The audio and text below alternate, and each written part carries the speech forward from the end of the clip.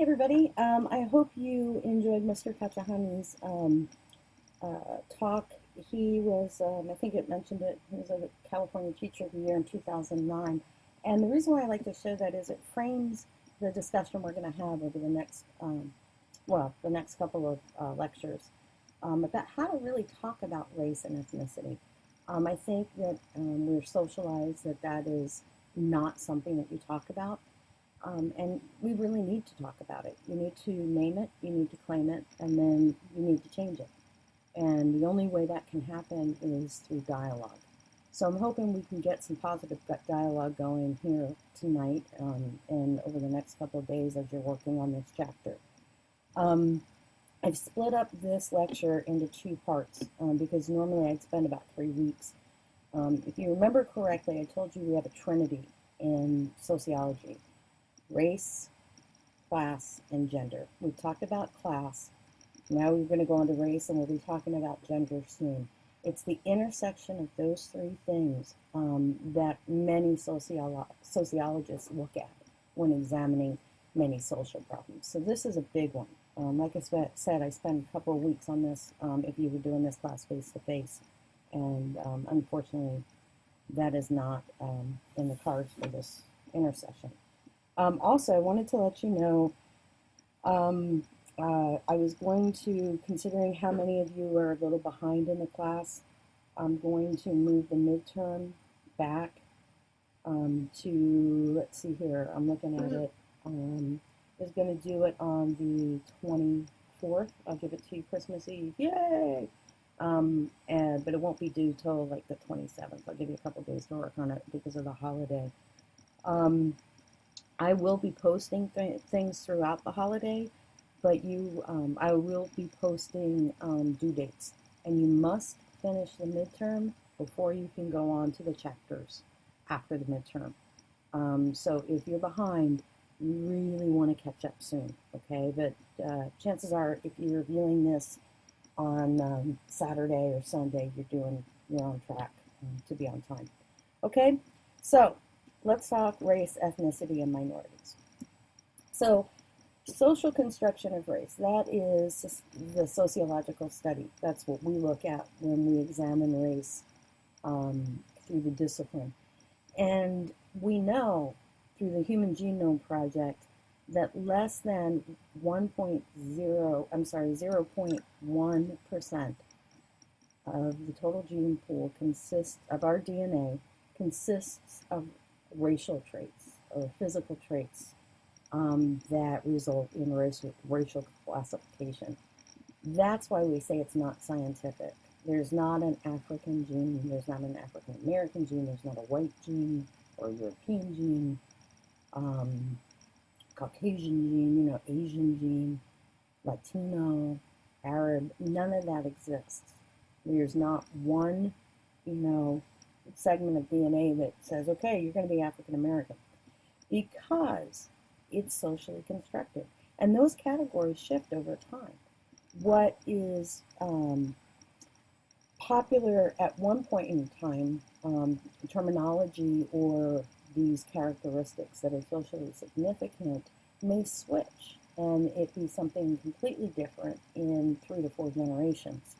So that's why we as sociologists argue race is a social concept and not a scientific one. When we talk about ethnicities, it's very different than race, because race is those physical characteristics, but ethnicity is something much more subtle. It is a group identity based on a number of factors. It could be national origin, or the language that is spoken, the culture that's shared, or the religious practices. So ethnicity is something that is much more precarious in society, right? If we go out on May 5th, well, hey, I'm Mexican, right? Because I'm celebrating Cinco de Mayo. And it's kind of ironic because Cinco de Mayo really doesn't celebrate what Americans say it does, right? That happens in October. But on St. Patrick's Day, everybody wants to be Irish because we all go out drinking, green beer. Those of us that are over 21. right? But it is something that we can step in and out of. We can choose whether or not to identify with an ethnicity or not, based on what we believe is best for us. And when we do take on that ethnic identity, it usually has to be accredited or accepted by the group. So, I had a student one time tell me that his mother was from, I think she was El Salvadorian, and his father, was Caucasian. And so his mother's side of the family did not see him as Latino because he didn't speak the language, right?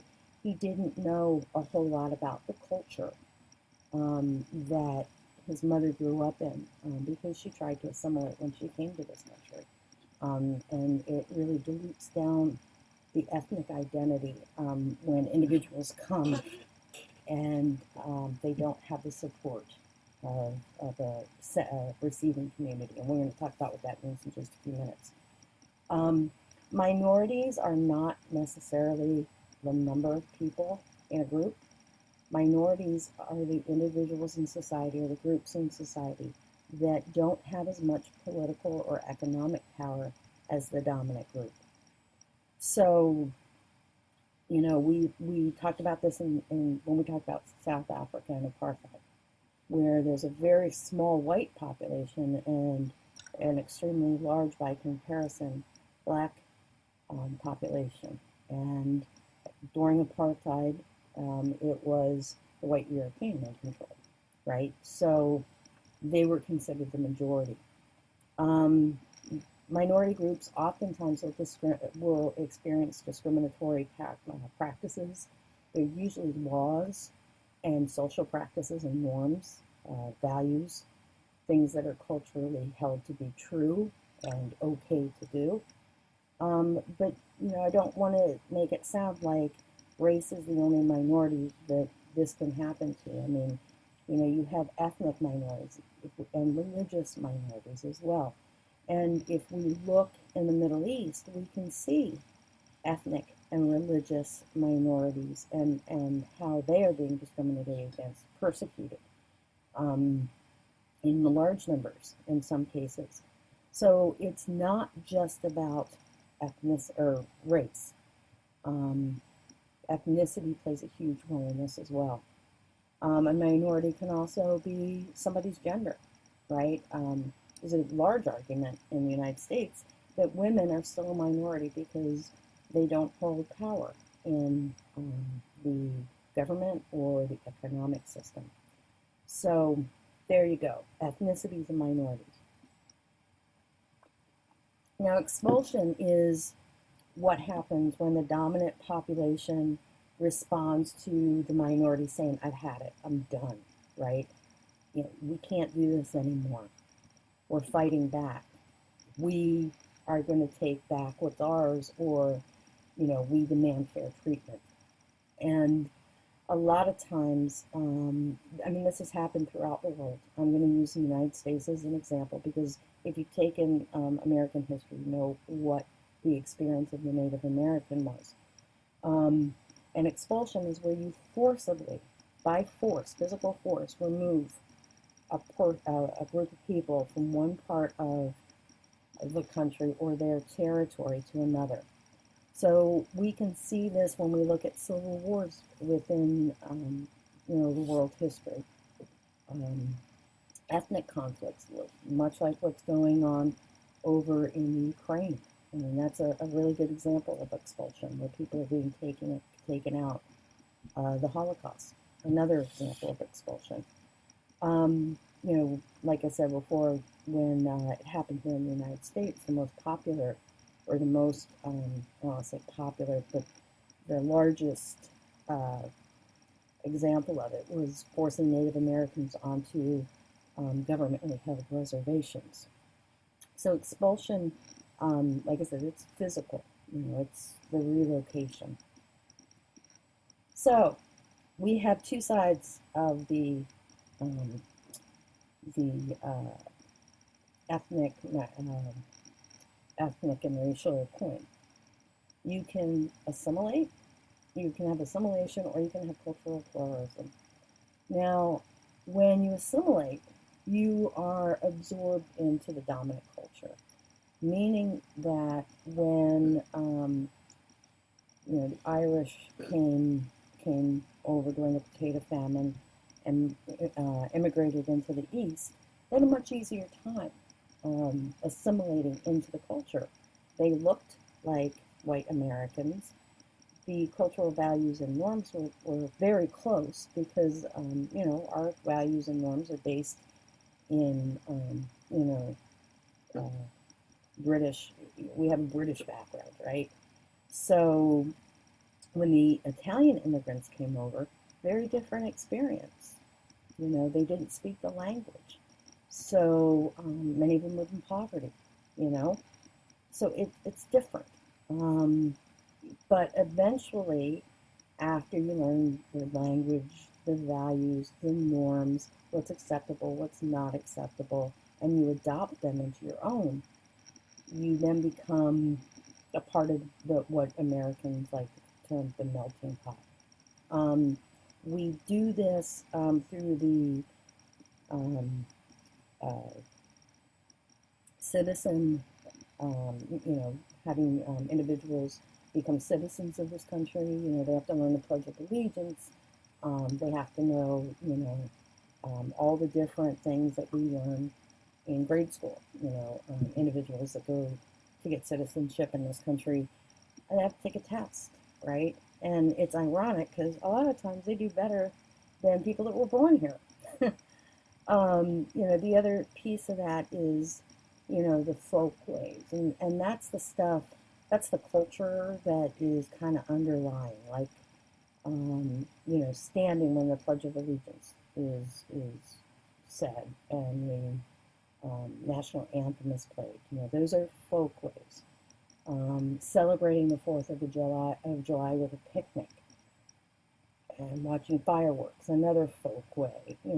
Just those day-to-day things that make up American culture.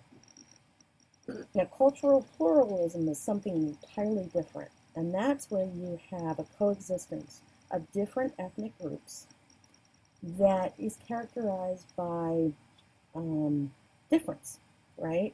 But you respect that difference. So, it's, I live in, like I said before, I live in Concord, and we just had down Monument Boulevard a couple of weeks ago the celebration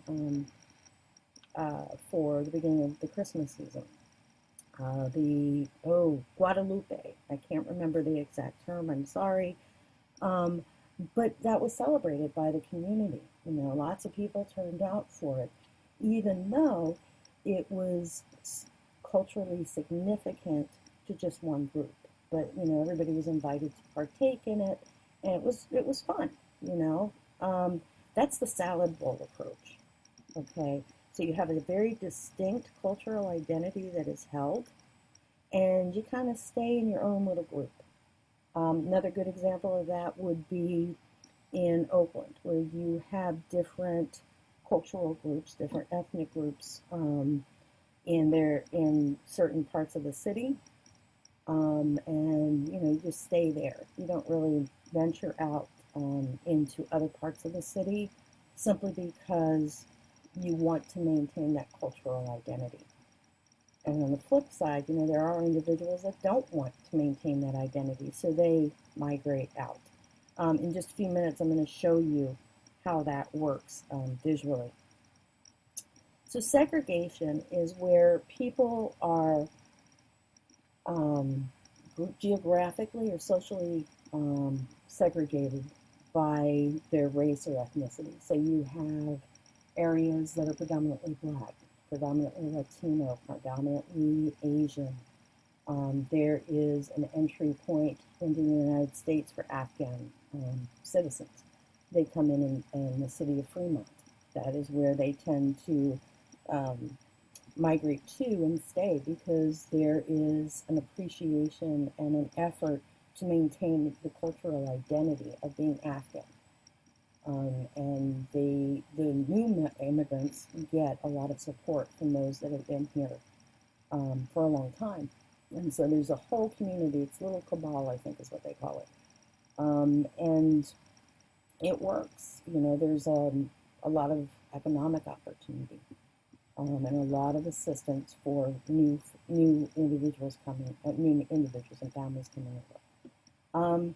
Even though segregation was banned during the Civil Rights Movement afterwards with the Civil Rights Act, it still occurs, and it occurs for a number of different reasons. You have individuals that want to be with, quote unquote, people like them, right? So, you know, it's like, well, I have lived here all my life, and these are my people, and I'm staying. I don't want to go anywhere else, right? Then you have discriminatory practices, and that's you probably have heard we're seeing the advertisements where they want you to report people who aren't renting, or, they look at a rental application, and if they see an ethnic last name, that person doesn't get called to look at an apartment, right, or a house. We did have a practice up until, I think it was the 1980s, actually, and it was called redlining. It was where banks would redline neighborhood boundaries where they would not lend to people to buy houses. And they were predominantly in ethnic neighborhoods. So the self-segregation, however, today is really, we see it in the white community, I think, more than anywhere else. And that's the idea of, let me move out of the city and go into suburbia. And I'm going to live out there, and the schools are going to be better, and life will be better in suburbia. I don't want to live in Oakland or San Francisco or whatever. We know that where segregation occurs, there's a higher poverty, a higher amount of poverty. The schools are not as good, and the medical facilities aren't usually as good either, if they're existent at all. So many of these communities also are in industrial areas. So you may have, heavy machinery or, heavy industry polluting. A good example of that is Richmond, the Iron Triangle. Who are the folks that get affected when you have a flare-up at Chevron? Well, it's the individuals that live in that neighborhood. They're the closest. So, we know that there's a lot of health issues that are associated with poverty and communities of poverty. So, for those of you, because I know there's a couple of you that are not in the Bay Area, maybe you've never been here, I wanted to give you the BART map, all right? And the reason why I did this is because it goes with the map I'm going to show you in just a second. BART is, primarily the way a lot of people get back and forth to work, right? And if we take a look, let me see if I can get the mouse up here. Yeah. So if we, whoa, no, not yet. Okay, so if we take a look, I usually start off here in North Concord. All right, I live probably a mile from this station, and Bay Point is right over the hill. So when I get on here at 5 o'clock in the morning, the train is full. And it is full of individuals not dressed in suits and ties and whatnot, but, they're construction workers. They are, you can tell they're in the service industries. A lot of them are wearing, uniforms. When I leave that station at 7:30, 8 o'clock, I can get a seat, but the demographic is a lot different. When we get to the Pleasant Hill, Walnut Creek, Lafayette, Orinda, Rockridge, those are areas of pretty good wealth. I mean, if we look at Pittsburgh Bay Point, we will see that the median income is much lower than it is here in Orinda, Lafayette, Rockridge, right? So as you come towards this part of the Bay Area, you're going into wealth, right? Same thing with Richmond and North Berkeley. This is, a lot of money here as well. Financial center and all of that good stuff. But But if you come out to Fremont, if you go out this way, I usually get off at Hayward when I go to work. This changes, the dynamic changes. These are not, I ride in with the financiers and the bankers and all the business people till I get to MacArthur, which is the transfer point. I jump on the Richmond line and I go to work. And all of a sudden there are laborers. There's no business people, right? It's really an interesting, so being a sociologist, I could write BART forever because it just tells you so much about the way the Bay Area economic system and segregation, how segregated it really is. So this is gonna be ugly when I make this transition, I apologize. But found this totally cool website I wanna clue y'all in on, all right? So if we're looking at this, and what I did was, this is from the 2000 Census Bureau. This has probably changed quite a bit from 2010, but probably not too much. I'm guessing it's pretty similar to what it is now. The light colored areas are where the median household income is $30,000 or less.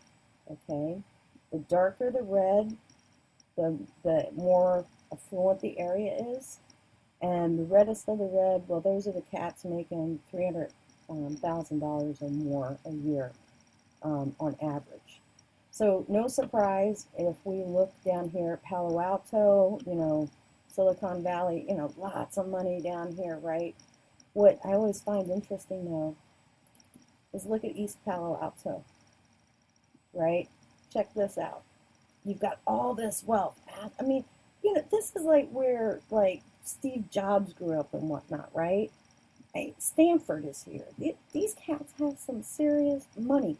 Look though at how light that area is right there in East Palo Alto, right? Now check this out. This is cool. Let's take a look at the percentage of white individuals living in these areas. Wow. Okay, you see how that rolled? See what happened there? Those same areas that showed a lot of wealth. I'm just going to change this to 30%. Okay, there you go. So between 30% and 100%, the really dark areas, those are predominantly or all white. Okay, now keep an eye right here, right where it says 109. Okay, let's check this out. Stay with me. What? Yeah, segregation right there in the Bay Area in the 21st century. Is that crazy or what? Right? You have a huge area of affluence and then cross over and look at what you have. Let me pop this one up real quick. Let's just go to 100%. Oops. No such thing as 1,000%. Sorry. I put the link up here so you guys could see this and play with it. This is what sociologists do in the middle of the night when they're bored. So yeah, you see that? That's just crazy to me. I mean, you go back here, white, wow. Man, it just blows me away. Now let's take a look and see how many Hispanic individuals live in this area. Oh, see? Segregation. Segregation. Let's see if there's any Asians. Oh, interesting. Okay, no Asian population of note in East Palo Alto, but as you start getting towards Silicon Valley, yeah, then we see an Asian community evolving. Native Americans, there's none. I can almost guarantee that. Yeah. Maybe down here a little bit. So I want to scroll back up here because we were talking about Concord and all. Oops, sorry. We're talking about Concord and all, right? And how that change occurs. Remember I told you, I was just talking about it. Let's come up here real quick. So let's take a look at the median household income. Okay. There we go. Now you can kind of see it on the BART, the way the BART would look a little bit better. So you see where those areas of wealth are, right? Right where I told you they'd be. You get out in Danville, all that. Notice that there's no BART trains running out that way. Okay, now check this out. Okay, Bay Point, Pittsburgh, barely on the map. Barely on the map. If I change this value down here, to 20,000. Okay, now we're starting to see a little bit of the income in Bay Point, Pittsburgh. But watch this. You thought the other one was crazy? Check this out. Okay, white population. Let me see up here. Okay, keep an eye right there for me. All right, or right down here in Oakland.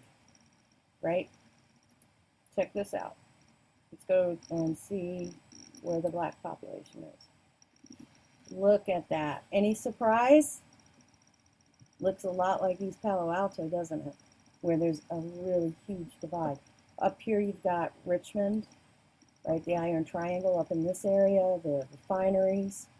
Yeah, see, you guys thought I was lying and stuff, right? You didn't believe me. I'm telling you, this stuff is true. So then let's take a look at the Latino community. Oh, wow. Look at that. Okay, and this is actually the Monument Corridor right here in Concord. By the way, I live up here.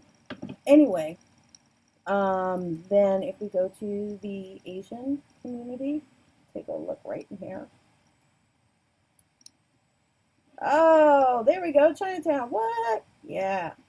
All right, you see how this is working? I mean, if this doesn't prove that segregation is alive and well in the United States, I don't know what does. And this is crazy. It blows me away. I found this the other night, and I just started playing with it, and I was like, what? I want to zoom into Alameda real quick, because this is really, where is it? Right over here is the dividing line. Watch this. Okay. Now, remember, this has all been developed recently, right? It hasn't always been that way. But, okay, right there. Keep your eye on the spot, okay? Oh, I hate Apple. Oh, yeah, even in Alameda. Even in Alameda. It's crazy. It's crazy. And then, of course, you have East Oakland. So I wanted to show you that because, and I gave you the link if you decided you wanted to play around with it a little bit, but I think this really shows us exactly how segregation looks. Because this is it, guys. This is exactly what it looks like. And if you're a little angry right now, good, because you should be. All right, so let me just figure out how to get out of here, and then we're good to go. All right, so let's get back over the hill. And if we look at it, you know, you can see, right, the BART, I told you my story about riding BART. You can see how that dynamic works on the BART train. Okay, so is this stuff good? Is racism good? Is segregation good? Well, Durkheim said, you know what? Staying with your own, quote unquote, will result in mechanical solidarity. And that is that when you share a common language and a common culture, your society is durable and more stable than if you didn't, right? So one of the reasons why the United States is so stable, allegedly, or was up until about a year ago, is because we share a language and we share this thing called American culture, right? But if we go into these subgroups, into these ethnic enclaves, we know that ethnic groups are much stronger. I mean, the mechanical solidarity is almost unbreakable, right? Look at Miami. Great example with Cuban Americans. Same story that I told with the Afghans, same situation. So racism, or, you know, segregation, ethnicity, race, it serves as a means to create mechanical solidarity, right? That's what a functionalist would say, because remember, we're asking what function does race and ethnicity serve in society, right? Now, a lot of people say, yeah, but you know what, Susan? Racism's not positive.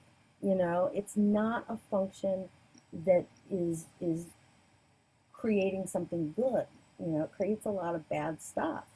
Well, if we want to really go at it from a strict or a what we call a cross uh, theory, intersectional approach, we could take conflict theory and overlay that with functionalist theory and say, you know what, racism is good for somebody.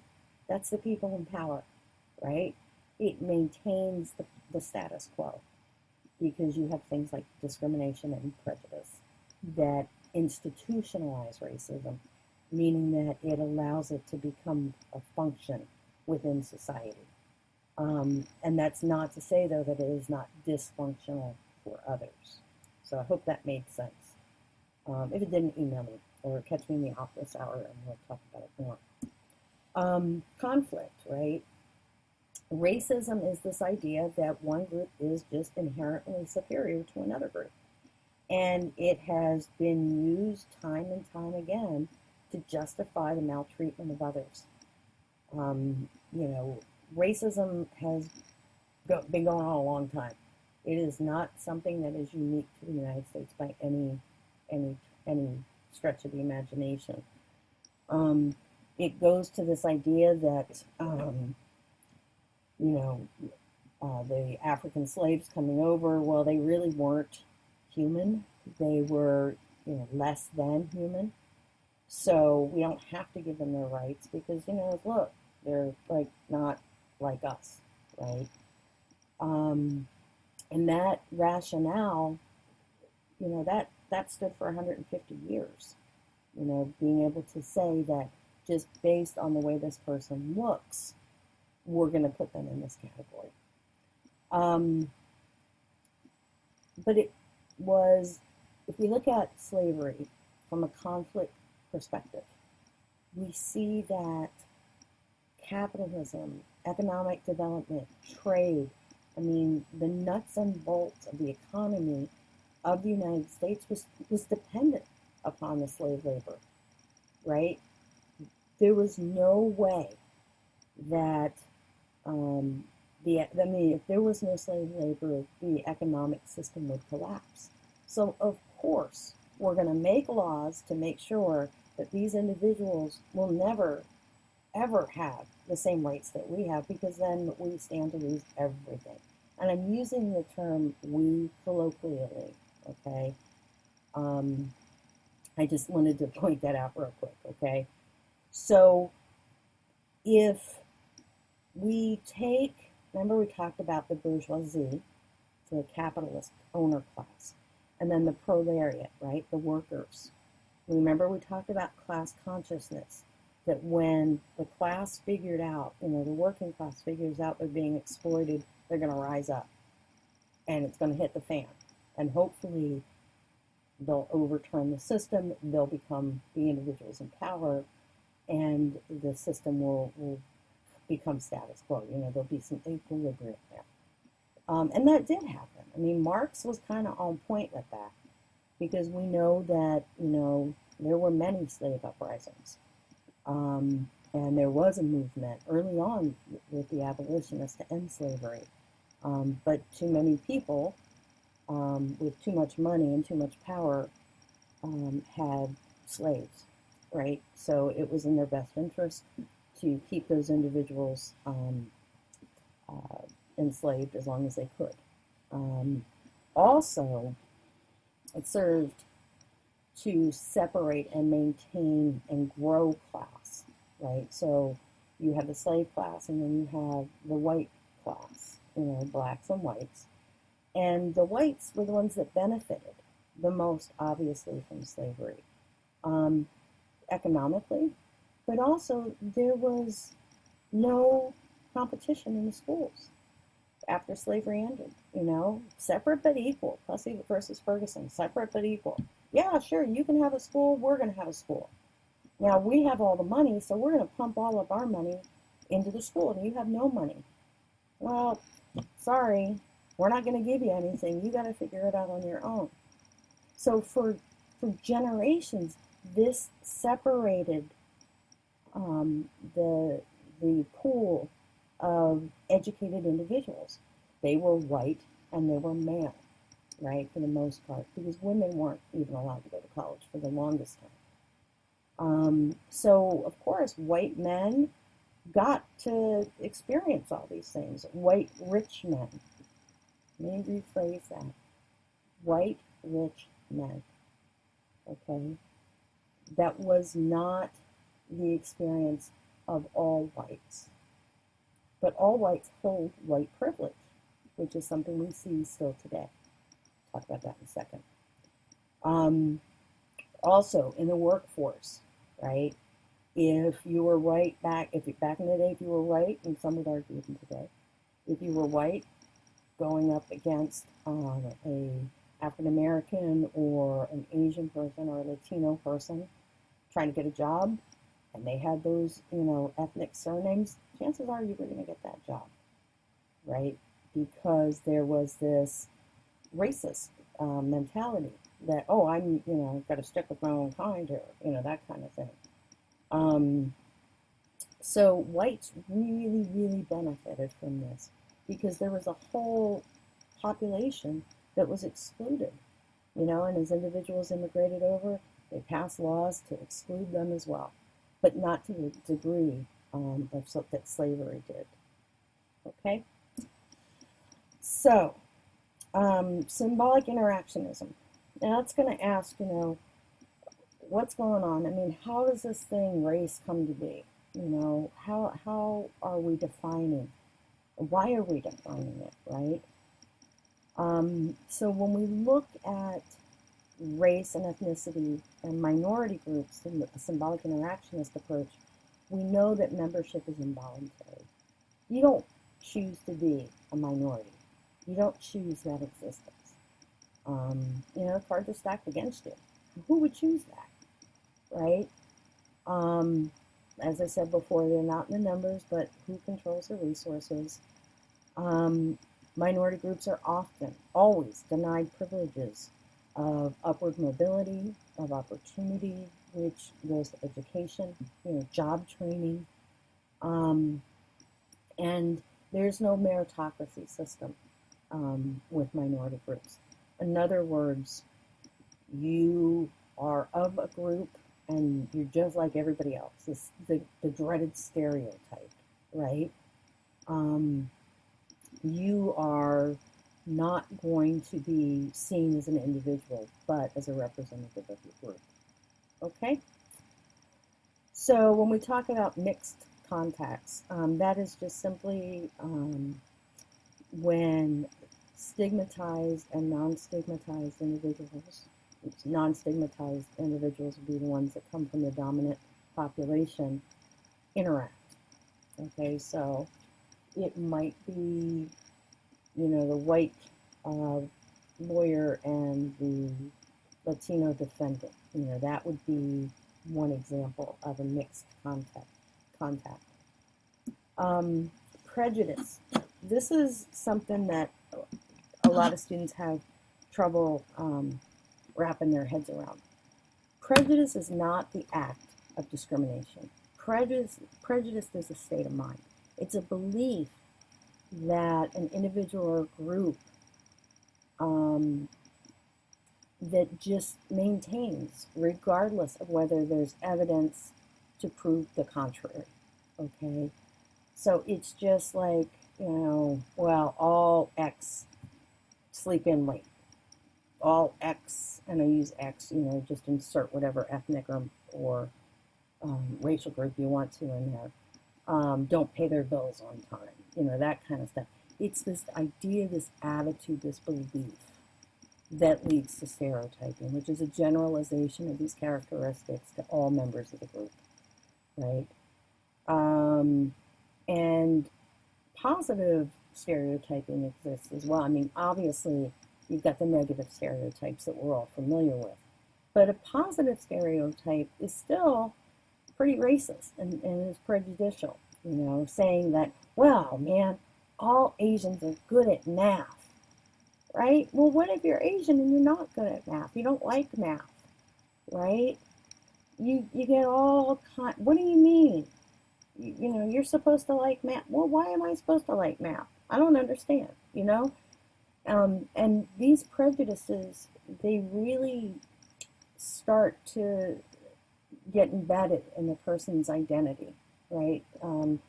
We find that many individuals start to not take on the stereotypes, but they start to believe the stereotypes that exist about their group, and they internalize them, whether or not they actually exhibit those characteristics or not. Discrimination is the act that's based on prejudice. So if I'm discriminated against, I'm being treated unequally, and it's because of my membership within a particular minority group. Okay, it can be targeted and intentional, or it can be unintentional. A lot of times, you know, we hear about incarceration rates of men of color being astronomically high, right? And that, you know, oh, it's just because they all live in poverty, and blah, blah, blah, blah, the stereotypes start coming up, right? But when we look at, you know, across the board for you criminal justice majors, you know, if everything were equal, then we should have 5% white males in prison, we should have 5% African American males in prisons, 5% of Latinos, 5% Asian. It should be kind of even. I mean, the numbers shouldn't be as skewed as they are, right?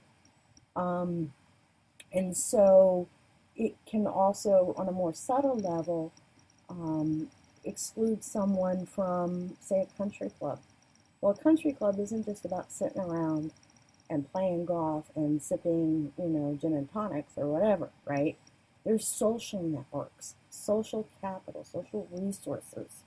And if you don't have access to those things, well, you don't have equal opportunity, right? You don't have access to those individuals that can help you to accumulate valuable resources, okay? When we talked before about inheritance, and remember when we talked about how with wealth, how wealth is transferred between groups, well, you know, in the back in the day, the only people that were able to hold or to get an inheritance, right, to transfer that wealth was men. You know, the son, usually it was the firstborn son of the father, got everything upon the father's death, whether mom's was still alive, whether he had 18 other kids, right? That's the way it worked for white males, European males. Obviously, during slavery, there was nothing to leave. There was nothing there was no resource available. They did not own land. So these men couldn't pass on these parcels, right? And create that intergenerational wealth that we talked about. So a woman, I can't think of her name right now, she's out of the University of Texas, and she's doing some amazing work on this. And she found that the way families of color, black families in particular, transfer wealth is very, very different, and their attitudes are very different than the way white families transfer wealth. White families, man, they're going to set up a trust, and they're going to make sure that, you know, all of this, they have the resources to make sure all this legal stuff is in play, right? Black families usually didn't have that back in the day. They didn't have those kind of resources. They were starting from scratch. And, you know, if an individual, a father, you know, the male, the head of the household male was a sharecropper, well, it wasn't a guarantee that his son was going to be able to take that land upon his passing. So it was done in a very covert way to make sure that the family was taken care of. And it is that is the basis of the idea in a nutshell. I mean, it's much more complex than I'm giving it its due. But that transfer of wealth started so much later that we're just now starting to see intergenerational wealth accumulate in the Black community. And it's because of the system, the institutionalization of discrimination. And I should say something right now. I don't want to make it sound like every white person has wealth, because there are plenty of white people that never got the advantage of wealth transfer and are part of the working poor as well.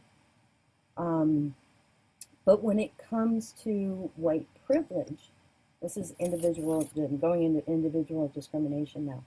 White privilege is it's not a theory, I don't think it's a theory, it's a fact, that you as a white individual, colloquially you're able to operate in society and never be questioned. Your intentions are never questioned, right? You do not have a double consciousness as people of color do, because you are part of the majority, right? So you can go into a Macy's and rob them blind and walk out the door, right? If you're good enough. Nobody's ever going to watch you. But if a young African-American male or a Latina woman walks into a Macy's, they're watched, they're tracked, they're keeping their eye on it, if you will. And I can say for a fact that happens in retail. I was a manager for many years in retail, and witnessed it with some of my colleagues. So, just because we have laws against discrimination doesn't mean that it doesn't happen still. And that is an example of individual discrimination. That is unequal treatment based on these prejudices that individuals have, because, it's the way it is. So we talked about the housing, the rental unit, right? Denying an application. This applies to jobs as well. You put an application in. If you have an ethnic sounding name, you may not get a call, right? I mean, there it is. And that's for credit, that's for anything, right? Any type of, you're trying to gain resources and you are denied simply because of your racial or ethnic identity. Okay. Institutional discrimination is when it becomes law, when it's public policy or it's just common practice. All right. So, there is discrimination at all levels. Okay. When we talk about social institutions, we're talking about criminal justice, we're talking about the education system, we're talking about the legal system, the government, the economic system, all of the major things that make our society work, all those major organizations, okay? So when something is institutionalized, it just is. It's not really ever questions, nobody ever really thinks about it, it just is. You just don't do it, right? So it's present everywhere we look. Businesses, schools, hospitals, governments, yeah, totally still present today. And it is, can be very, very hard to find. It's one of those things but you don't know exactly what's going on. Does that make sense? I hope that makes sense. Because there's, it can either be outright, damn, this is what's happening, or it can be very, very hidden. And so you need to always be on the lookout for it. As a sociologist, we look at policies. Like, for instance, my background is in education, in higher ed. So I look at, numbers, and I look at patterns of numbers and policies, and I try to connect the dots to see why do the majority of African American males and Latino males go to college and not graduate. They don't complete their education. Why is it that men of color have higher institutionalized rates of incarceration and have lower graduation from higher education? Is there a relationship there? What's the policies, right? Back in the day, you had laws banning African Americans from voting, and it was very, it was as simple as if you couldn't sign your name, you couldn't vote. Well, if I am a newly freed slave and I was never given the opportunity to learn how to write, how am I going to sign my name, right? What if I don't even have a name that is, two first name and a surname? It's so embedded, and it seems like, oh well, that makes sense maybe on the surface, but when you dig in, you're really trying to figure this stuff out. Redlining, we talked about the subprime loan market. That is really economically, that really jacks people around, and I would actually talk about that in relation to class, because when we talk about socioeconomic class, we find that proportionally, there are many, there's the proportion of African American families living in poverty is higher than that of white Americans. I think it's a little higher for Latinos as well. Asian Americans and whites are on the same level, or same level of families living in poverty. But the subprime loan market, they take advantage of folks, right? We know that. We saw it happen. You pay extra, and usually the system is set up so at the end of the day, you're not going to get your money back. You're not going to get that house. I wish we had the time I could get into that more, because I'm actually, I was a banker as well, and I saw a lot of that going on, and that was in the beginning part of the 2000s. Scapegoating. I think this is the last one, guys. I'm sorry to keep talking at you. Scapegoating is when one group blames another for the problems they face. I mean, the most obvious one is them damn Mexicans coming up here taking all the jobs, right? Well, no, not so much, right? But what it does is it allows Americans to feel that mechanical or that organic solidarity, right? We're Americans, dang it.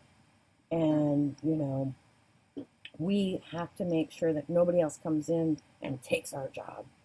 Because then, you get stuff like the Minuteman movement over on the border, where you've got civilians going in trying to protect, quote unquote, the border, right? And it is a lot of times one of the main ways we find out about hate groups. We determine that, what, there's this new thing on the internet. This is starting to pop up more and more. Well, what's going on? There's a group behind this trying to get the scapegoating, mantra out there to create this dysfunction. There is a lot of networks of these hate groups now, and they are growing in number. It's kind of scary, actually, if you go onto the internet and you really do some searching around. You got to go and track back quite a bit to find them, and some of the stuff they're coming out with, it's like, wow, really? I don't understand it. I know we have freedom of speech, but wow, So anyway, take a break, then go back to Moodle and watch the next video on Chapter 8. That one shouldn't take as long. And thanks for sticking in there. If you got up and got a cup of coffee, more power to you. So talk to you in just a little bit. Thanks.